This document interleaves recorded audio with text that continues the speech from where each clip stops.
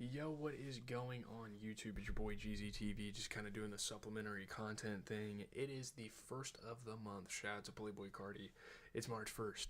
We have Saturday NBA action. Really only two games I want to talk about. We're going to talk Spurs Grizzlies, and then we're going to cover Warriors Sixers, and that's going to do it for the video.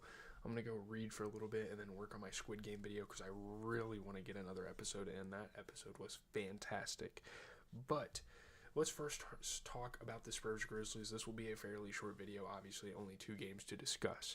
De'Aaron Fox hits a 20-footer with 2.6 seconds left in the Spurs' 2-point victory over the Grizzlies. And it's really cool to see the Spurs win games without Wemby, and especially against a team like the Grizzlies. De'Aaron Fox broke a tie with the 20-footer, 2.6 seconds left. He actually had a pretty good scoring night. I mean, obviously it's a little below average for a guy like De'Aaron Fox, but he still scored at a pretty high level. They get the victory. Game winner, clutch, hit the bucket when it matters. Really good game here, though. Obviously, Jaren Jackson Jr. was spraying from the three-point line.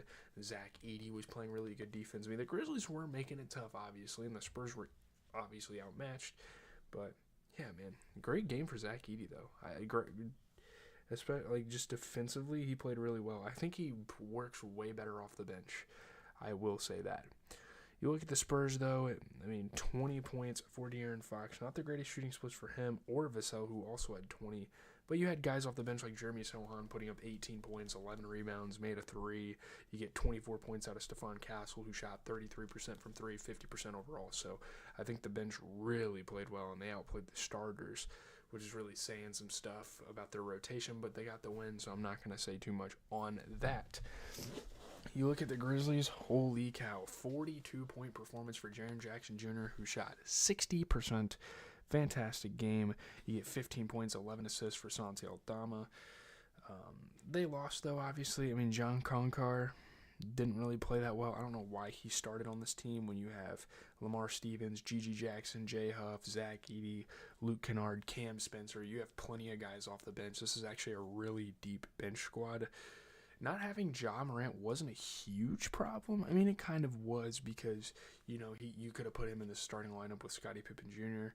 I guess, obviously, like Desmond Bane, it seems like more of a loss because Scottie Pippen Jr. is a really good point guard for this team. But, yeah, man, not a great game for John Konkar. And, they gave guys minutes. They started playing guys like Zach Edey and Luke Kennard, and they were bringing guys in off the bench, so they did well at that, but it just wasn't enough to get the victory. So let's move on to the Warriors and the Sixers. I'm pretty shocked at this one. Obviously no Jimmy Butler, but we're talking about a really bad, one of the most disappointing teams in the NBA team in the Sixers. But, man, Quentin Grimes scores a career-high 44 points, and the 76ers beat the Warriors. They end a 9-game losing streak. That's probably the highest losing streak they've had since before Embiid, if I'm being honest. That's actually insane. Quentin Grimes, easily the best game of his career, and I knew he had the potential literally when he was on the Knicks. He's a really good basketball player. He scores really well. So I love that out of Houston. I love seeing that out of him. And they get the dub.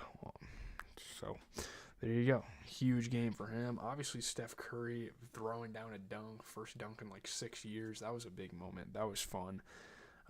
Paul George hit some shots over a great defender, Draymond Green, so that was awesome. Paul George actually played pretty good. Obviously Steph Curry was getting a little hot this game, and he was playing well, but I wouldn't say Paul George played great, but you know what I mean. You look at the Warriors, 29 points, 13 assists for Steph Curry. That's really it, though. They have a problem. Without Jimmy Butler, Steph Curry just has to do everything, and that sucks. And obviously you really need a guy like Brandon Podziemski to carry a little more weight.